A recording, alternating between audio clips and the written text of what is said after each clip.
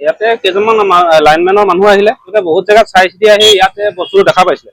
দেখা পাই তেওঁলোকে এজন মানুহ ওপৰলৈ উঠাই প্ৰথমতে বাঁহেৰে মৰিয়াই মেলি চালে, তেতিয়া আকৌ ধৰিব নোৱাৰিলে। পিছত আকৌ এজন মানুহে ক'লে যে ইয়াতে এবাৰ ফুটিছিলে বুলি। তেতিয়া তেওঁলোকে আহি পেলাই ইয়াত আকৌ উঠি চালে, চাই দেখে যে এডাল কেবুল ছিগি আছে। তাৰপিছত কি কৰিলে, সেই কেবুলডাল লগাবলৈ এজন মানুহে বস্তুটো হেৰি কৰিছিলে, লগাবলৈ লওঁতে কাৰেণ্টে শ্বৰ্ট কৰিলে। শ্বৰ্ট কৰি মানুহজন ওপৰৰ পৰা আহি তলত পৰিছিলে।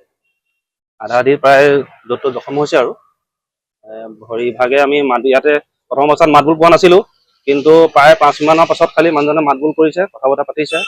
তাৰপিছত মোৰ নিজৰ গাড়ীয়ে মই নি জয়সাগৰ চিভিলত এডমিট কৰি থৈ আহোঁ। তাৰপিছত কিন্তু তাৰ পৰা ৰেফাৰ কৰিছে বুলি মই গম পাইছোঁ। দুখটো মানে কিমান বাৰ আমি চকুৰে দেখাটো পাইছে বাৰু, সঠিককেতো কিমান কৈ দিব নোৱাৰিম যে ইমানে দুখ পাইছে বুলি। শুনা মতে বস্তুটো মানে অলপ ভিতৰুৱাকৈ বেছি হেৰি হয় বুলি কয়, সেইটোহে জানিছোঁ। এতিয়া ইয়াৰ পৰাতো মই দেখাতো ফোনটো কৰিছিলে কণ্ট্ৰল ৰুমলৈ লাইনটো কাটিবৰ কাৰণে। তেওঁলোকে জানে এতিয়া কোনটো লাইন কাটিছে, কেনেকৈ কৰিছে, কি লাইন আছে আমিতো নাজানো। লাইনটো কটাটো কাটিছিলে খালি। তাৰপিছত কিন্তু প্ৰথম অৱস্থাত কাৰেণ্টটোৱে শ্বৰ্ট মৰা নাছিলে। প্ৰথমতে উঠি তাত বহিলেগৈ নহয়। তাৰ 2 মিনিটমান পাছতহে বস্তুটো হেৰি হৈছে। যেতিয়া কেবুল লগাব লৈছিলে তেতিয়াহে মানে কাৰেণ্টটোৱে হেৰি কৰিছে। এইটো প্ৰায় 20 ফুটমান হ'ব আৰু 20 ফুটৰ ওপৰতে হ'ব। যোৱা ৰাতি প্ৰায় 10টামান বজাত লাইটৰ পোষ্টৰ ওপৰত কাম কৰি থাকোঁতে লাইনমেন ক্ষেত্ৰ বৰগোহাঁই তেওঁ হেল্পাৰ এজনে কাম কৰি আছিলে। কাম কৰি থকা অৱস্থাতে হঠাৎ জুই লাগি তলত পৰেহি। যতটো সম্ভৱ আপোনাৰ লাইন পাৱাৰ হাউচৰ পৰা কাৰেণ্টটো দি দিলে নেকি।